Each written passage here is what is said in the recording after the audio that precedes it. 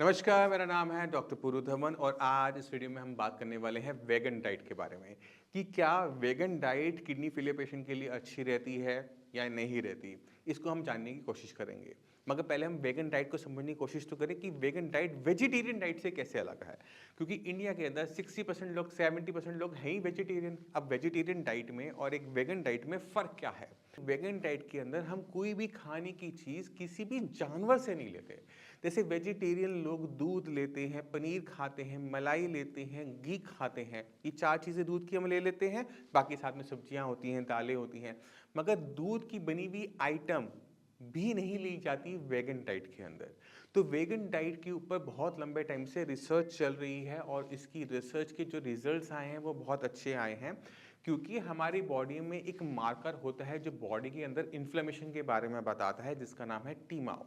इसको आप गूगल पे सर्च करोगे आपको बहुत कुछ मिल जाएगा। टीमाओ जो होता है वो नॉन वेजिटेरियन आइटम के अंदर बहुत ज़्यादा होता है। जो लोग नॉन वेजिटेरियन आइटम खाते हैं उनकी उसकी वजह से उनकी बॉडी में टीमाओ की मात्रा ज़्यादा देखने को मिलती है और उसी की वजह से उनकी बॉडी में जगह जगह में इन्फ्लेमेशन होने के चांसेस बढ़ जाते हैं।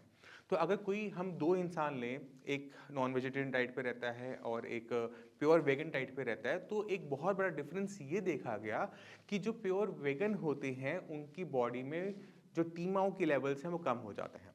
अब टीमाओं का किडनी से क्या लेना देना है उसको हम समझने की कोशिश करेंगे। अगर आपकी बॉडी में हम किडनी के अंदर हम जाते हैं देखते हैं तो किडनी के अंदर हमें दो टाइप के डैमेजेस देखने को मिलते हैं। अगर डैमेजेस बीपी शुगर की वजह से होगा तो कुछ हिस्सा ऐसा होगा जो डेड हो चुका है, जिसके रिकवरी के चांसेस जीरो हैं। बट कुछ हिस्सा ऐसा होता है जो इन्फ्लेम्ड होता है, यानी उसमें स्वेलिंग होती है, जिसे हम नेफ्राइटिस भी कहते हैं। अगर किसी भी तरीके से हम इस नेफ्राइटिस वाले पार्ट को ठीक कर लेते हैं तो किडनी हमारी कुछ हद तक फंक्शनल हो जाती है।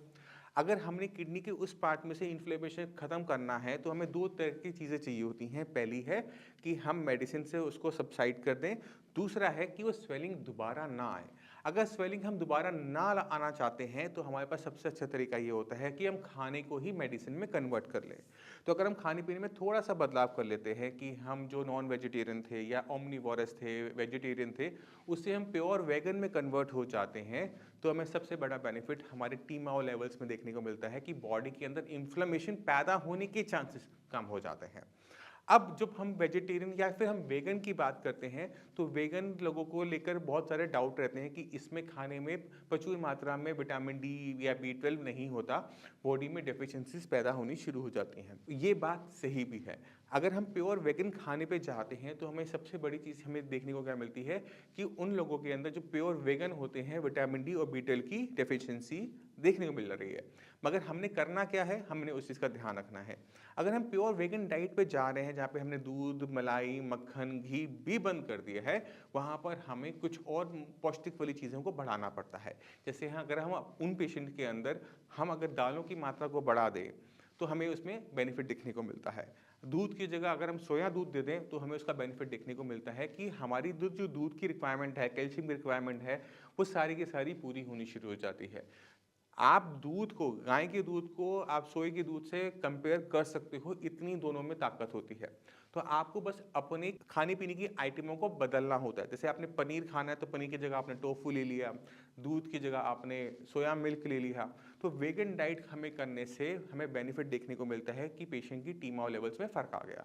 और ये छोटी छोटी जो चेंजेस हम अपनी डाइट में या फिर अपने रहने के तरीकों में हम करते हैं, उससे लॉन्ग टर्म के अंदर हमारी हेल्थ पे बहुत बड़ा इम्पैक्ट पड़ता है। मैं उम्मीद करता हूँ कि आप वेगन डाइट को फॉलो करेंगे और वेगन डाइट को फॉलो करने से आप अपनी जो किडनी की कंडीशन है उसे काफ़ी हद तक स्टेबल कर देंगे। अब ये वेगन डाइट क्या होती है, कैसी होती है, इनमें किन चीज़ों का ध्यान रखा जाता है, इसको हम आगे किसी वीडियो में ज़रूर डिस्कस करेंगे।